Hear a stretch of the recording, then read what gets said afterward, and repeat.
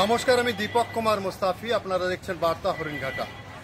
আজকে আমরা এসে পৌঁছেছি হরিণঘাটা নজরুল মঞ্চ প্রাঙ্গণে। আপনারা জানেন যে হরিণঘাটা বঙ্গ সংস্কৃতি উৎসবের এবার 23তম বর্ষে পদার্পণ করেছে। প্রতি বছরই কিছু না কিছু প্রতিযোগিতার আয়োজন করা হয়, এবারও তার ব্যতিক্রম নয়। এবার অঙ্কন প্রতিযোগিতা প্রায় 200 থেকে 300 জন ক্যান্ডিডেট বা প্রতিযোগিনী এখানে উপস্থিত হয়েছে। তারা অঙ্কন প্রতিযোগিতায় অংশ নিয়েছে। মূলত হরিণঘাটা পৌরসভা এলাকা এবং হরিণঘাটা ব্লকের যে এরিয়া পঞ্চায়েতগুলো রয়েছে সেই সমস্ত এলাকার ছাত্রছাত্রীরাই মূলত এখানে অংশগ্রহণ করে। তাই আজকে এই অঙ্কন প্রতিযোগিতা চলছে, তার হাল হকিকত জানার জন্য আমরা বার্তা হরিণঘাটার পক্ষ থেকে বেরিয়ে পড়েছি এই হরিণঘাটা নজরুল মঞ্চে। এই মেলা 12 তারিখে শুরু হয়েছে, আগামী চলবে 22 তারিখ পর্যন্ত। এর মধ্যে বিভিন্ন ধরনের প্রতিযোগিতার আয়োজন করা হয়েছে। আবৃত্তি প্রতিযোগিতা, সঙ্গীত প্রতিযোগিতা, কুইজ প্রতিযোগিতা, এছাড়া অন্যান্য প্রতিযোগিতার আঙ্গিকেও আজকে অঙ্কন প্রতিযোগিতা চলছে। আমরা দেখে নেব এই অঙ্কন প্রতিযোগিতার হাল হকিকত। চলুন যাই, বেরিয়ে পড়ি সেই যারা আঁকছে সেখানে। নমস্কার।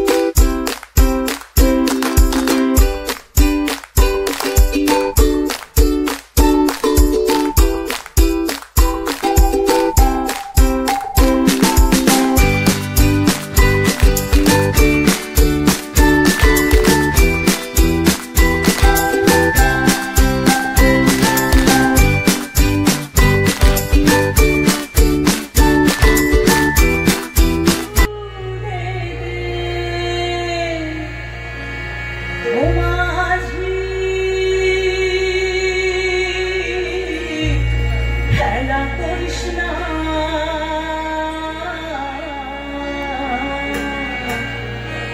ছেড়ে দে নৌকা মাঝি, যাবো মদিনা।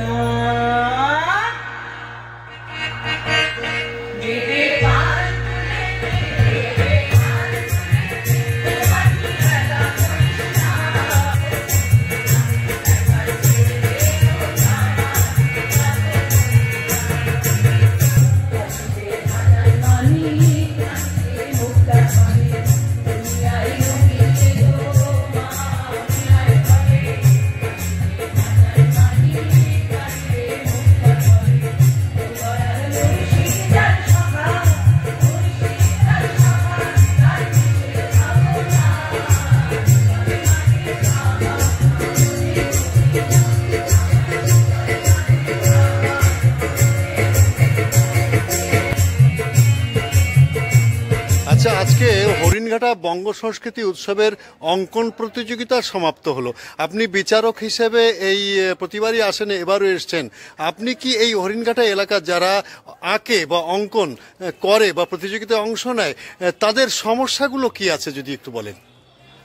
সমস্যা যদি পুঙ্খানুপুঙ্খানুভাবে বিচার করি, ছবি খুব উন্নত মানের ছবি হয়, ছবি খুব উন্নত মানের হয় এবং হচ্ছে সাবজেক্টটাকে ওরা হয়তো সেইভাবে ফুটিয়ে তুলতে হয়তো কিছু কিছু স্টুডেন্ট পারে না, কিন্তু ম্যাক্সিমাম ক্ষেত্রে ছাত্ররা চেষ্টা করে এবং এখানকার যারা টিচার আছে তারাও যথেষ্ট স্বাবলম্বী এবং তারা স্কিলফুল এবং স্টুডেন্টরা অন্যান্য জায়গার থেকে আমি দেখেছি, এমনকি আমি এত জোর নিয়ে বলছি কল্যাণীর থেকেও অনেক স্কিলফুল স্টুডেন্ট এখানে আছে।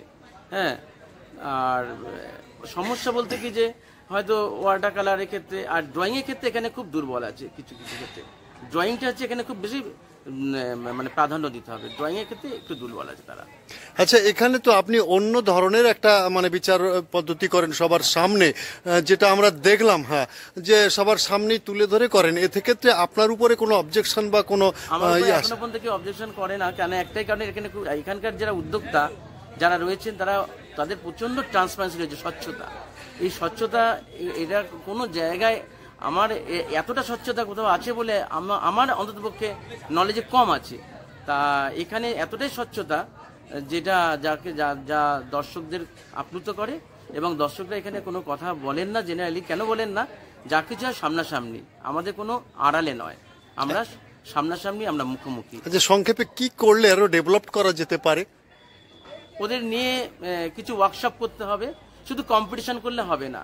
বাচ্চাদের নিয়ে এবার হবে কোনো একটা প্রোগ্রামে আপনারা চিত্র কর্মশালা হবে, ওয়ার্কশপে স্টুডেন্টরা ছবি আঁকবে, ধরুন কোনো কিছু দিলেন বা তারা ছবি আঁকবে। ওয়ার্কশপ করলে পরে কিছু স্কিলফুল আর্টিস্টদের নিয়ে আসলেন, তারা কিছু আর্ট নিয়ে আলোচনা করলো, কোনটা আর্ট ভ্যালু আছে, কোনটাকে আমরা ছবি বলবো, কোনটাকে ছবি বলবো না, কোনটা ক্যালেন্ডার, কোনটা সিনারি, সেগুলো ক্ষেত্রে আমরা ওটা ডিফারেন্সটা যদি বুঝিয়ে দিতে পারি তাহলে অ্যাকচুয়ালি প্রকৃত ছবি চলে আসবে, যার নান্দনিক ভ্যালু থাকবে।